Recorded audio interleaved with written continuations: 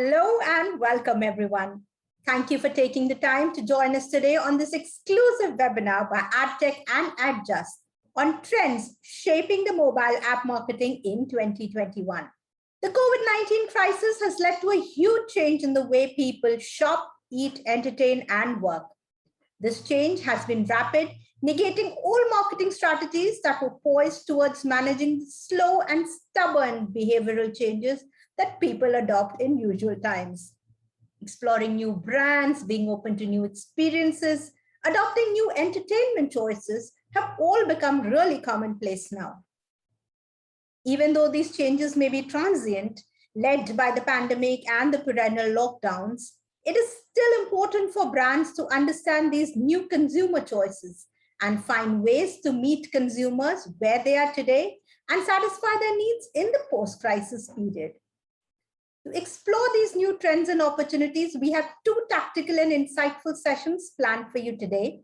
We have a keynote by Shubham Jha, who's the country lead at Adjust in India, where he talks about mobile predictions and understanding the changes in consumer behavior in 2020 and 2021. And right off these mobile predictions, we have an interesting panel discussion with speakers from Gamescraft, Flipkart, Adjust, and Pivot Roots to talk about the big consumer shift that is understanding and influencing new consumer behaviors on mobile.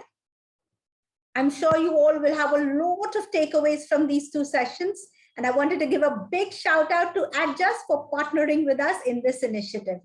Now, without much ado, let's get into our first session, which is a keynote by Shubham Jha on mobile predictions and understanding the changes in consumer behavior in 2020 and 2021. Welcome, Shubham, and over to you. Shiny, thank you so much for giving me the dice. Thank you, everyone, for giving your precious time to me and Adjust. And a big thanks to the entire AdTech family for giving this opportunity to Adjust. As you know, Adjust is a mobile attribution and analytics platform. Today, me, Shubham Jha, I'm the India Sales Business Representative of Adjust. Will be taking you through a couple of slides on trends and what we are looking in 2021, what does the report and data talks about. So let me do one thing before I start with everything. Let me share my screen and take you through a couple of slides. I hope everyone can see this. Adjust, trends, how I'm going to structure today's call or today's meeting as an keynotes is introduction, installs. So these are the action items I'll be talking about: introduction, install, session in-app, event pattern, retention, reattribution, global key findings, a lot many things. All right. Again, who is Adjust?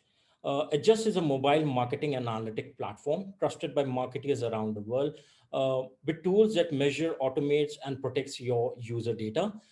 We provide tens of thousands of apps with inbuilt intelligence and automation, backed by responsive global customer support. In 2021, Adjust was acquired by AppLovin, a NASDAQ-listed public company whose leading marketing software provides developers with powerful integrated set of solutions to their business, right? Adjust. With all the challenges a growth marketers face today, keeping that in mind, we created Adjust. We are the analytics platform marketers trust to drive the growth and success of their app, right? What do? We help mobile marketers like you to be more effective with trustworthy data and build an automation that helps you build more successful campaigns, cultivate user journey across platform, and deeper app growth. Our solution also helps you protect your campaign from fraudsters and ensure the privacy of your user data, with ultimately cultivates trust in your brand. We help you to be more smart or smarter instead, providing the tools you need to connect the dots between campaigns and the result and leverage the data to make a smarter acquisition strategies. We help make things easier, allowing you to get the ROI you need to streamlining time-consuming analytics tasks to make it easier to reach your campaign goals. We also ensure that you and your client data is more secure. We help you earn your customers' trust and loyalty, right, with our data privacy best practices. we have best in class protection that keeps your campaign data safe from fraudsters. So I'll go next. These are the few clients and partners who work with us. You would be knowing some of the big brand names written over here, like Pokemon or Samsung or Yelp or Angie, American Express. We're very strong in BFSI. But again, when you talk in the Indian context, all large and small brands works with today. All large and small brand works with Adjust today, right? A few brands are like something like Sony Live, Mama Earth, Tata Capital, HDFC Fund, Sher Khan, PNG, HUL, Fresh to Home, Bang Bazaar, Extra Marks, Gameberry. You talk about Chingari, KFC, Pizza Hut, Coin DCX, and the list is ongoing. All the brands loves working with Adjust, right? The kind of solutions what we have. A quick introduction on the things, right? The way we use app evolved in 2020, with more users turning to digital solution for entertainment and daily tasks than ever before. As lockdowns were forced across the globe, user downloaded an app, opened rates, right, that eclipsed previous years and projections. Global spend on mobile app hit $112 billion in 2020, and iOS represents 65% of that spend. While growth is continuing in 2021, mobile marketing is going through a paradigm shift, as iOS 14 is said to be the next industry's defining moment. For app developers and marketers, this year will look different from the one that has already passed. Our report draws on internal data and industry-wide insight to help marketers and developers better understand their audience through actionable data. We drilled down into a couple of industry verticals: fintech, e-commerce, gaming, planning, and focus on everything from trends and installs to session. How much time our users are spending in app, how often they are reinstalling, and how they are being reattributed in an app. We're going to capture everything and we're going to place it over here. Let's start with fintech. Fintech continued its march in mobile in 2020 as more legacy bank partnered with fintech and more users adopted to neo-banking. Banking app revenue reached a $3.6 billion. That's huge, right? By mid 2020, 25% second of all bank downloads were digital banks, up from 1% in 2017. So that kind of potential we are talking in fintech industry, right? Um, the average user has now, or the average user has somewhere around 2.5 app installed, and and global payment reached to a $1.3 billion in 2020, and are projected to reach 1.6 billion this year, right? Adoption rate for mobile payments surged globally, with India scoring second at 37.6, Japan next to India at 25.3, Italy at 21%. France and Germany continue to show potential with adoption rate, but still hovering somewhere around 20%, right? Uh, let's talk about the gaming. Gaming held onto its own ground as the biggest mobile vertical, with 33% of all downloaded mobile apps now games, right? Mobile gaming industries was valued at $165 billion in 2020, and with increased projected growth is predicted to hit $1.80 billion in 2020, right? Asia is still the biggest marketplace, making up $41 billion of the total value. The number of mobile gamers grew from 1.2 billion to 1.75 billion, making an increase of 46%. Of these gamers, right, 213 million are in US. If you equate, something like 38%, and 38% are willing to pay for games, right, today. Of the total global gaming industry, mobile game now makes up to 51% of the revenue, with hyper casual projected to hit $2.5 billion mark in 2021. Overall vertical has a market forecast of $2.9 billion by 2023. The Google Play revenue continues to increase faster than the App Store revenue, at the rate of 9.6 versus 13.2 of store, right? So that's the kind of potential we are talking in gaming, right? Uh, let's move to the next industry vertical and talk about e-commerce, right? With 58% increase in app transactions from 2019 to 2020, and the year of growth trammed in 2020, uh, growth, trammed in Q1 of 2020 following the introduction of lockdowns. E-commerce already also reported a big year, like it's big year ever, right?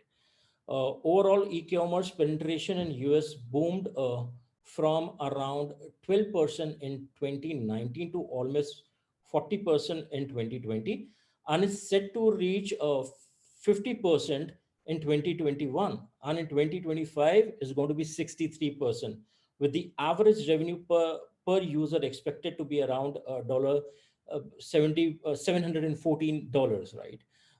Convenience and seamless cross-device experience are the two user priorities, with 76% reporting that ease of use is the main focus when choosing an app, right? It was also reported that goods bought online in 2020 grew by 24%, while store-based purchases declined by 7%. We can understand, right? When the lockdown was there, shops were not opening, people were forced, or people enjoyed going online and buying things. By the record, the end of 2021, 17% of the global purchase uh, will be taking online. Combined with adjust data, when we combined everything, uh, it showed the engagement rate increased by 40% in shopping apps, and the picture of boom in e-commerce became very prominent and very clear. Let's move down to the next slide. Uh, top three takeaways, right? Mobile growth is strong in 2021 with installs up by 31%. Gaming reached an all-time high. Hyper casual install increased by 43% and 26% of non-hyper casual games.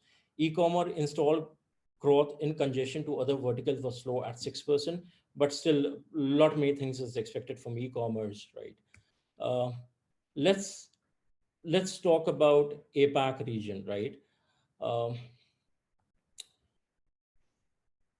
App usage habit and trends saw a drastic change during 2020 as people all around the world turned towards the mobile for entertainment, daily task, and necessity during the lockdown. Within the APAC region, it was just the number of sessions and installs that increased drastically. The time users spend in app, the number of sessions they had per day, and the length of an average session also grew, right? In the report, we can have a deeper look or deeper understanding into mobile performance in APAC, drawing on data and industry insight to help marketeers, developer understand the user's trend in the region, right? Let's talk about the methodology. So what we have done is we have taken three verticals: fintech, in gaming, hyper and hyper casual and non hyper casual, uh, and then we have taken e-commerce. The data set, a mix of just top 910 APAC based apps, and the total data set of all app tracked by adjust. Our main data comes from regions like India, Indonesia, Japan, Malaysia, Myanmar, Philippines, Singapore, South Korea, Taiwan, Thailand, Vietnam, uh, you know, uh, industry strengths and prediction. Now, APAC, APAC dominates the world mobile app download growth, right? APAC accounts for 60%, 64% of the app downloads. Big growth is expected between 2020 and 2024. Moving on to the next slide. This is very important. I want everyone to focus on the fintech one, right? 11.6 billion across 565 deals from venture capitalists, private equity, merger and acquisitions in 2022 is a huge potential, not only in terms of user acquisition, but also in terms of funding, right? Uh, the number of gamers in Southeast Asia will raise to 250 million. E-commerce in APAC is expected to double by 2025. Right. Let's look at installs. what story the installs needs have to tell us. Okay, across all verticals, we see a 50% increase in install comparing 2019 to 2020.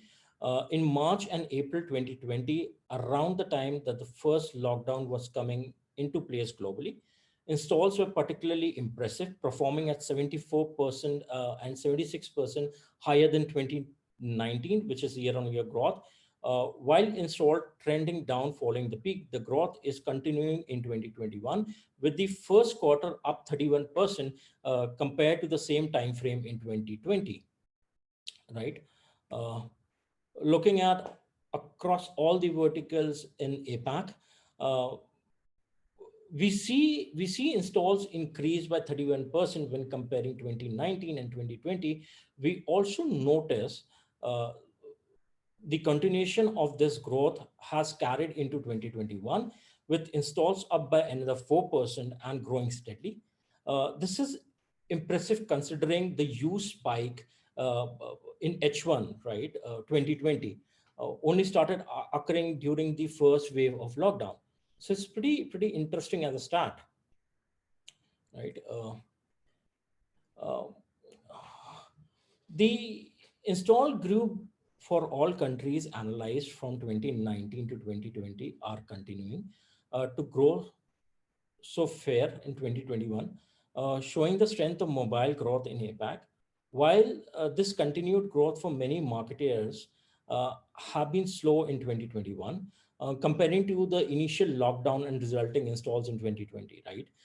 Singapore and Vietnam has posted a high impressive uptake in 2021, growing a significant number to 49% and 43% this year compared to 2% and 27% in 2020. Japan grew the most in 2020, jumping 32%, just above the regional average of 31%, right? Um, Fintech, right? As more people turn to mobile banking and payment, fintech app enjoyed a 36% increase in number of installs in 2020. Thailand and Vietnam lead the charge with massive increase of 100% and 97%, followed by Singapore at 72%. Moving into 2021, all markets have continued to grow. Indonesia, significant 89% growth. India, second to it with 72%, followed by Singapore, which is at 70%, South Korea, 62%, being the standouts, right? Uh, Effective cost per install. Q1 2020 was most expensive quarter overall in which to acquire users at a medium of $1.49 per install. Install in Q1 of 2021 has significantly lower cost at cents 74, which is $0.74 an install. E-commerce, gaming, fintech, all are constantly more expensive across the board than the all vertical in average, right?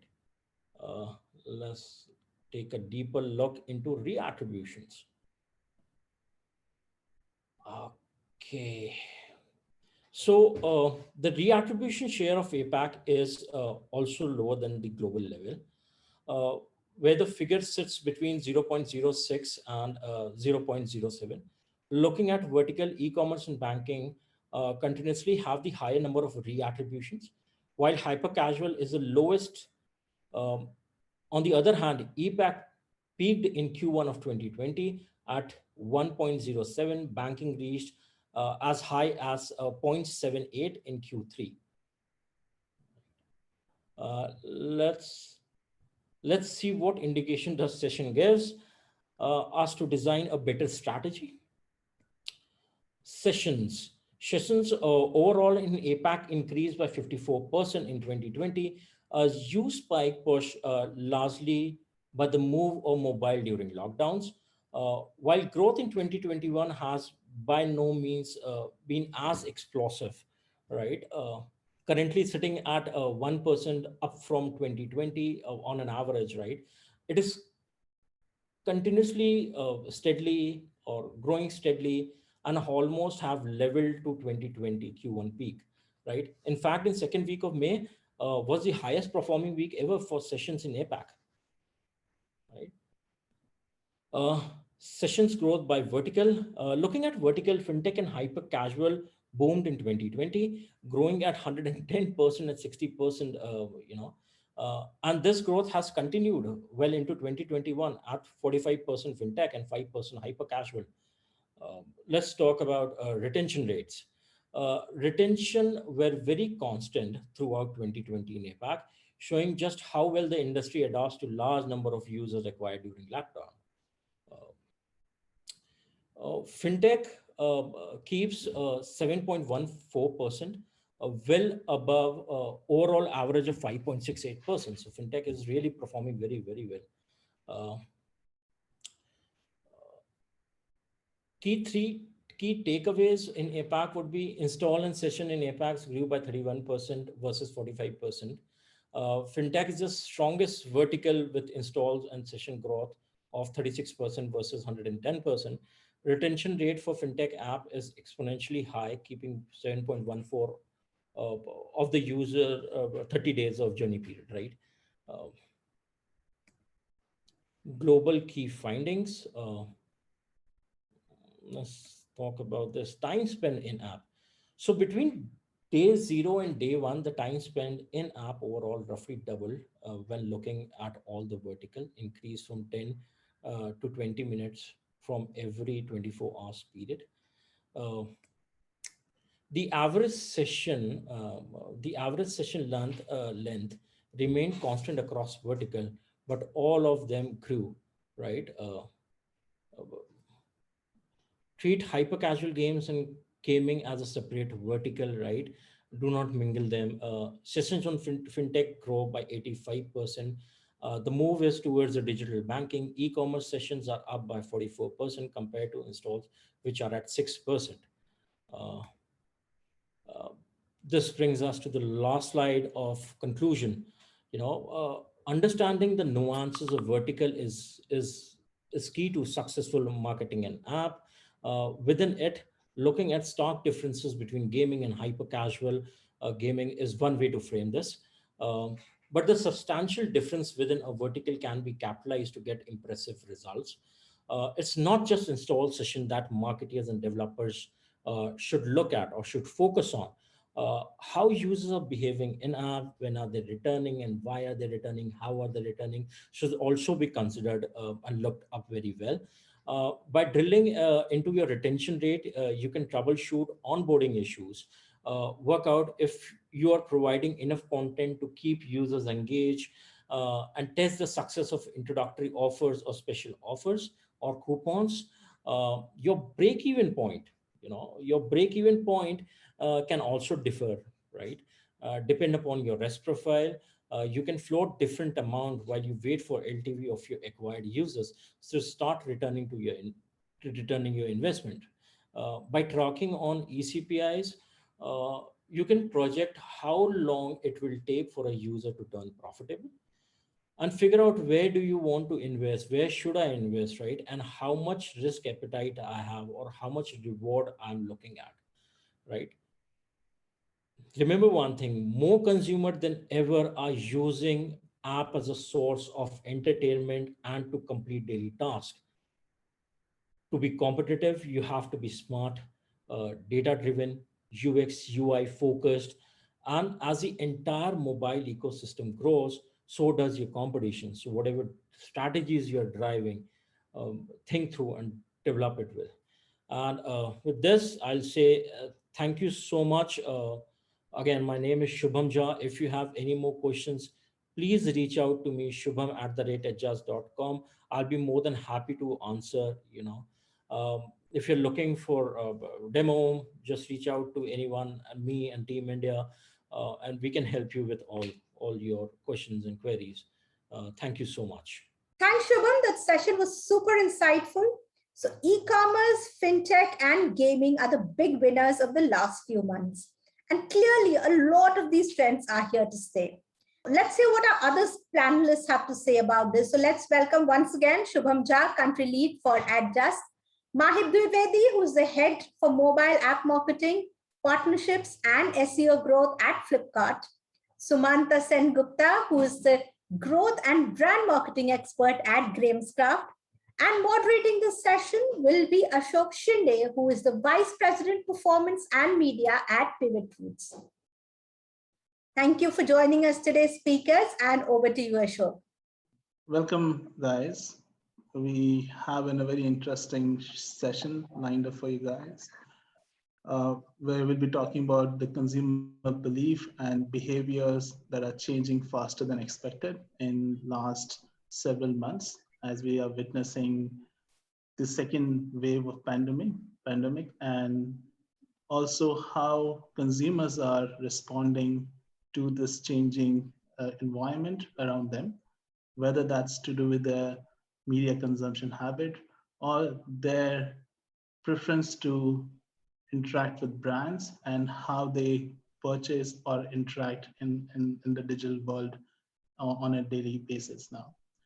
We have a very esteemed panel here will be sharing their inputs and thoughts. We have Mahip from Flipkart, Shubham from Adjust, and Samantha from Gamecraft. And I'll start this session by posing my first question to Shubham, to you. Okay. If you could share your views as how has the consumer behavior on mobile changed since the beginning of the pandemic? Yeah, sure. Ashok, first of all, thank you so much for pushing that question to me. And a big thanks to entire AdTech and congratulations to my peer members who are joining this talk with me, Mahip and Samantha, right? I'd like to give you, more details on a couple of verticals and the impact of pandemic on mobile growth in totality, right? Um, uh, we see a big impact on monthly time spent per user amongst the top social networking, messaging, gaming, for that matter, right? We see 40% more hours streamed on mobile in 2020 in India, as the coronavirus pandemic plunged the economies worldwide into a lockdown and stay-at-home orders. Most consumers turn to their mobile devices to find information, entertainment, or human connection, right? Although remotely, but it was key for everyone to be in touch with their family. WhatsApp videos, or we talk about Zoom meetings. That's what's happening, right? Uh, Mobile spending grew at 20% year on year to $143 billion, right?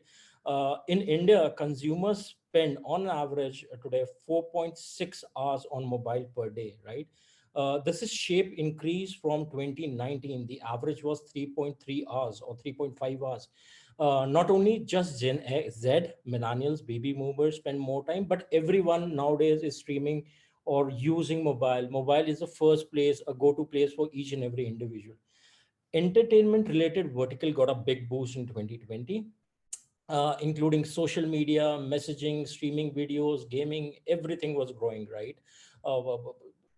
Everything you talk about, e-commerce, everyone going online buying something, everything was locked down, right? India ranks second in number of social network users in 2020 with close to 350 million active users nowadays, right? YouTube was ranked number one video or streaming app by time spent almost in all the market, right? Across the board, except China, because we know China is a beast in itself, they have their own things, right? So in totality, everything grew. The users were spending much more time on mobile. Um, yeah, so everything was growing. Thanks, Shubham, for those interesting point of view and some of the data that you shared with us. Uh, I'll like to ask next question to Mahip. What are some e-commerce trends you have seen since the beginning of the pandemic that you would like to share with us? So, first, covering, I think, overall view. I think overall, what I would like to share is that e-commerce trend has been changing rapidly from wave one to wave two. Certain product example or searches that we have been seeing is like an N95 mask was the topmost searched, when the coronavirus started, attacking India. However, in the wave two, you see there was a sharp trend of oximeters, thermometers, PP kits, and anything which is at a medical side of a thing. And there was a rapid growth that we have seen across e-commerce industry in terms of demand. Uh, Apart from that, I think tier 2 and tier 3 cities have adopted heavy in the online segment, right? While the stores were offline, even on essentials, we saw there was a lot of demand, which was created online versus, the wave one. So what essentially is now happening is that people are okay in even buying groceries online, which was not the case when you look at a tier 2 cities, because tier 2 cities, you have, somebody coming to your place, delivering groceries, or let's say, buying vegetables, right there. There's a guy who always delivers it fresh. And I think those are the two big changes that we have seen. Uh, the last one is basically the Vernac searches on voice and text. A lot of searches now has been on the Vernac searches, whether it is Hindi, English, Telugu, Tamil, and multiple languages, right? So more and more companies are essentially investing into multiple apps being changing to different languages, so that people get to see what they essentially speak, specifically in tier 2, tier 3 cities. This is very, very important lever for any e-commerce giant to basically go and penetrate, because people would be, expecting things, in their languages, and we've seen the trend growing, faster and faster. So yeah, so those were a few things I thought we'll share. Okay. Thanks, Mahib. Interesting to know that the trend that you mentioned, there was more acceptance about tier 2 and tier 3 audiences now buying grocery online. Yeah, I think it's important to keep pulse of these things as to how your consumer is changing over a period of time, and so you could also adapt your approach and make most out of it, those changes for it. That's good. Thanks, Mahib. With that, I'll move to Sumanta for my next question, and would like Sumanta you to share your insights on retaining active users and engage with them throughout the game life cycle. How do you do for your business? Thank you, Ashok, for posing that question. And gaming side, gaming side was sort of during pandemic divided into two segments. One is the fantasy sports segment, because all the sports had stopped. There was no sporting event ever going on in any part of the world during the first pandemic. So the fantasy guys were totally at loss. What do they do? Because there's nothing happening across the world. And the other side, there were the Ludo and the Carom guys, the hyper casual guys who were raking in all the DAUs and MAUs and the ad revenues as well. So it was a very starking contrast on the gaming side, where you had those very, very concerned products and product guys and marketing guys on the fantasy sports side of things, and very, very jubilant kind of guys on the casual game side of things. So it was a very, then these guys, the fantasy guys adapted quickly, and then they put quizzes and all sorts of things so that people do not come to an empty screen. So there was a lot of time, with the first 15 or 20 days of lockdown, you could launch any fantasy sports app, all you would see is an empty screen. But that wasn't a good experience. So they quickly adopted, they brought in quiz programs, they brought in other casual games, so that the people whom they had acquired and who were the loyal users over a period of 2 years, 2.5, 3 years, sort of, or even more for some companies. So they sort of pivoted. It's not a pivot per se. It's more of an adaptation that happens. So they literally became a sort of a point where you could access multiple games rather than a fantasy sports. They expanded into a quiz platform. They expanded into a casual gaming platform to maintain their DAUs and retain their user journeys. And whereas on the other side of the story, where Ludo became one of the largest downloaded games across the world on Google Play Store. So Ludo King was one of those. So people playing Ludo across their families, logged into different locations, and they were chatting. So it was calendar blocked. In fact, my family used to block 9 p.m. to 10 p.m. every night to play Ludo and chat and bond over things. So, these were the use cases that no one ever thought of. No engineer ever thought of that people would be talking on a game over a game of Ludo ever. So, I was talking to the founders of Ludo King and other, casual gaming guys. They were like, absolutely, we saw use cases that we never even imagined about. They had gaming suggestions, people suggesting them, why don't you put 2 dices? Why don't you do, have 6-player Ludo? Why don't you have an 8-player Ludo? We have a big family. And then the product requests were through the roof for those guys. So one was fighting a sort of a survival battle, another was fighting an expansion battle. How even their servers were, they had to suddenly increase their server capacity. That came unprecedented to them. Suddenly they were at 20x growth, 25x growth, and the servers were not primed to take that kind of a load. So they sort of faced some kind of a downtime. But now, over a period of time, everybody, adapted to this situation, and second lockdown, they managed the situation a lot better. So, that's a very contrasting thing happened. And second lockdown, we had sports events going on in some part of the world, like Europe, because vaccine had already kicked in. You had the UEFA and all those things. So they were literally not blank right now. So the situations have improved. Second pandemic was much better for the gaming fraternity as a whole, rather than the first one.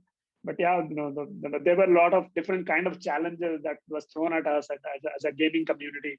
So, different people sought for different sort of challenges that happened, Ashok. Very interesting, Sumant, and really, to see such a contrast within the gaming vertical about the fantasy and the casual gaming, how the pandemic really impacted one business while other side of business really flourished. And it's really interesting, and I think gaming category has been one of the very competitive category and early adopter in terms of digital.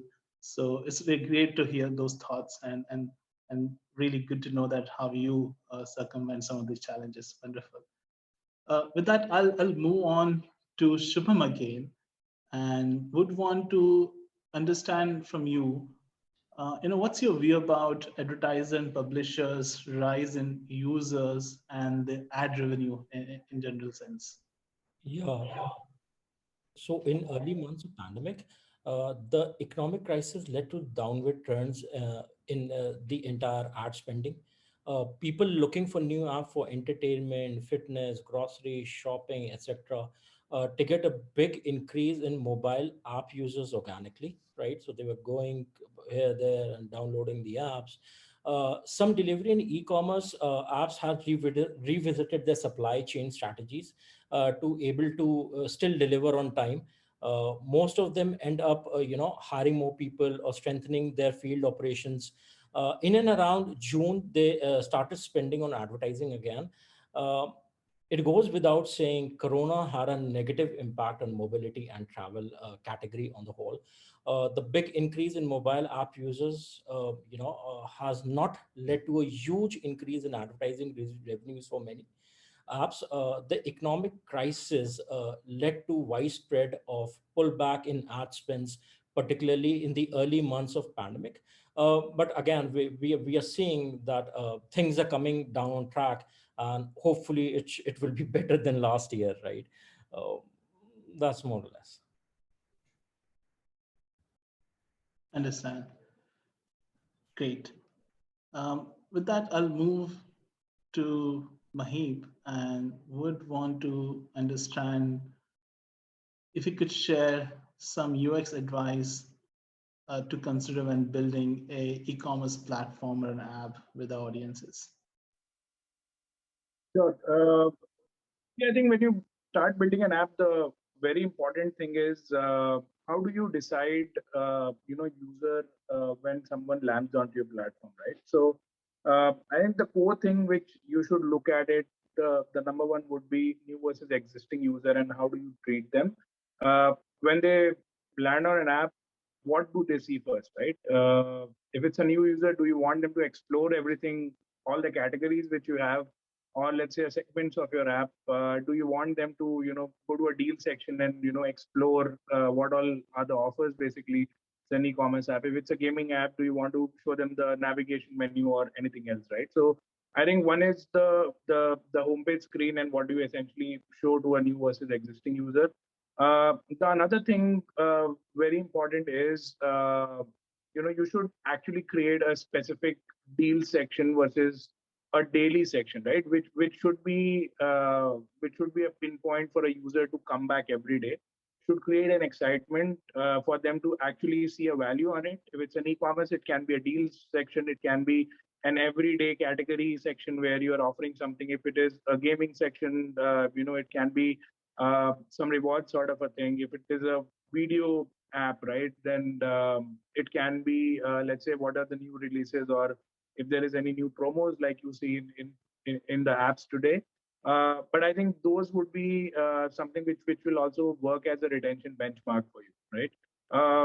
The last thing which I would say is the multiple checkout options. So most of these gamings app today, or if it's a subscription based app, or let's say if it's an e-commerce app, user expect a hassle-free checkout, right? And for that, you need to ensure that you have all the security certificates enabled. Your menu should have all the checkout points cleanly displayed on that, as well as it should not block, it should not fail, right? And I think those are the few 3 or 4 things which, if you take care of it, I think apart from the regular product pages, or how the game is being played, or let's say how the video has been playing, or the speed, would be very, very helpful in retaining the users. Thank you, Mahib. Really relevant inputs there. Definitely in some bits about what you mentioned about different users perhaps should be seeing different content. I think it's relevant. First time user versus repeat makes sense. Having something for user to come back every day on a deal session, and it's, I think, some of those great pointers. Thanks for that, Mahib. With that, I'll move to my next question to Samantha again. And Samantha, want to understand from you, kind of complexity of unique user is important. Are there any important events you are tracking in order to improve the performance and understand the behavior of your users? Yeah, so a few metrics are very core to the gaming business. So one for them is, so it's no worth if somebody signs up and doesn't play a game. So it's no worth acquiring that customer and saying, hey, we've got X number of customers. So basically, what a kind of time is spending with you. So the time, how many days in a month. So you look at your DAU numbers and MAU numbers and feel happy about it. But if you're just acquiring and acquiring from one end and losing customers from the other end, user from other end, it's sort of a leaky bucket problem that you will always struggle to solve. Nobody has an endless supply of cash to burn and keep acquiring new customers. So basically, you always have to see the people how are they behaving. Are they consistent with the time that they're spending on the app? Are they consistent with the number of games that they're playing on the app? Are they consistent with even with the number of days that they're coming on the app or not? So the app launch is one vital feature. Yes, that is, the moment somebody launches an app, it comes as a DAU. But can we be happy about it? The answer is no. Just launching an app doesn't make him a player for me. Right. So in the e-commerce, somebody launches an app, doesn't make him a customer. Right. That person didn't buy that day. So a player doesn't play is a DAU lost for me. So the vital event for me is how many games did he play?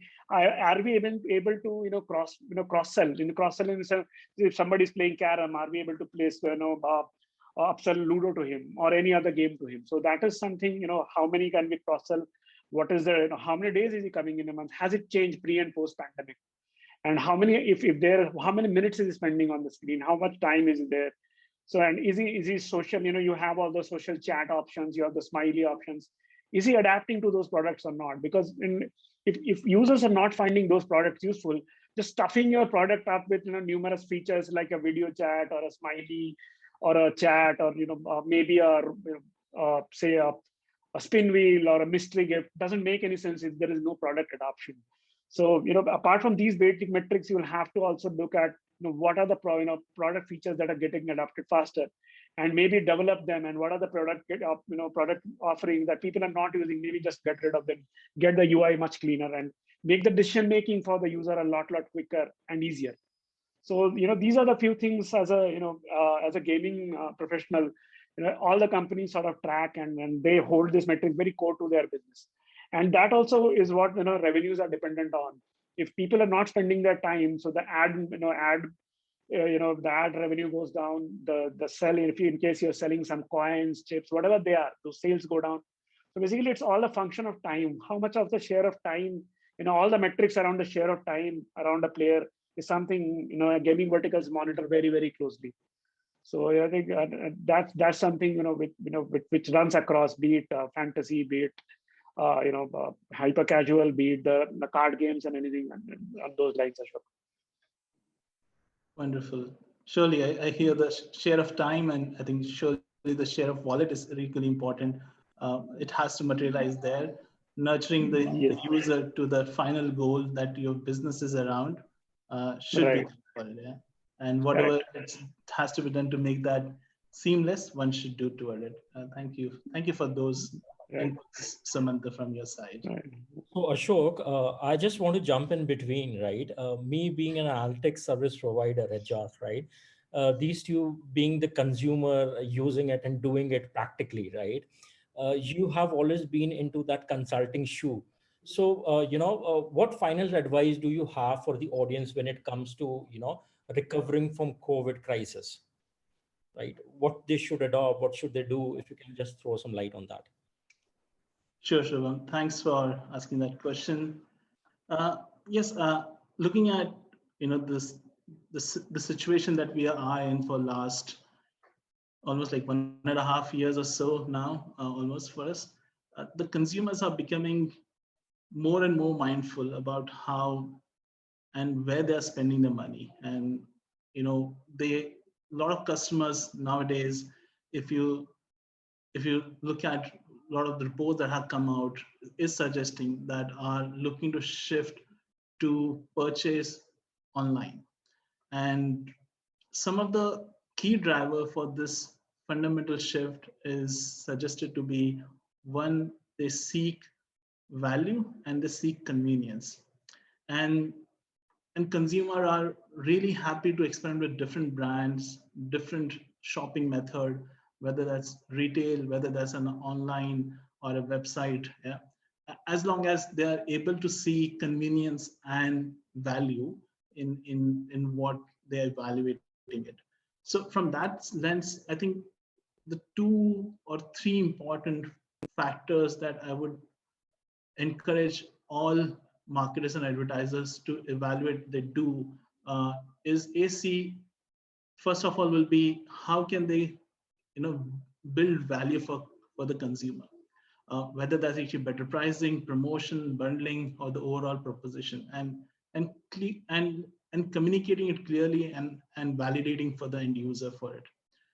Second will be building trust, because now that actually there are so many options that are at a disposal of the end consumer, we would want to stand out either by ensuring that we are able to drive trial and acceptance in consumer mind by using the word of mouth, testimonials, or the influencers or the earned media that the brand could have at their disposal.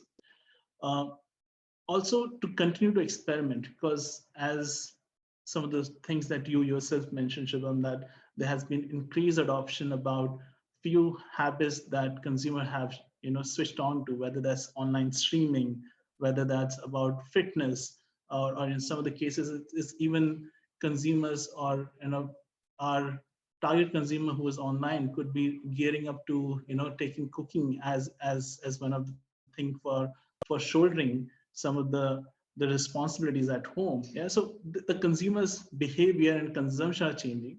So how we need to calibrate the touch points where we talk to a consumer should be manifest in our media approach, in our communication for it. And lastly, I will leave it with saying that everything that we do, we should continue to measure, be very conscious where we are putting our money and how they are really working for the objective that we are spending it for. If they are not delivering the outcome, perhaps there are more avenues where we should be spending money. And in these times, again, it could be Also, a lot of brands and marketers do think what is best for me and for my business. Do I spend more in getting new customers, or do I actually spend money in terms of retaining them? I guess there will be no right and wrong answer, but yes, we would want to actually look at what are your valuable customer that you should not let them go. And in order to retain them, what you should be doing the most and the first. So focusing your energies there is equally important. And also when it comes to new user acquisition, rather than actually spending on all channels, maybe you would want to prioritize what actually gives you the most value and most valuable customers for you. Those were some of the thoughts that I would leave the audience with, Shubham, honestly. It actually makes sense. It makes a lot of sense. Right.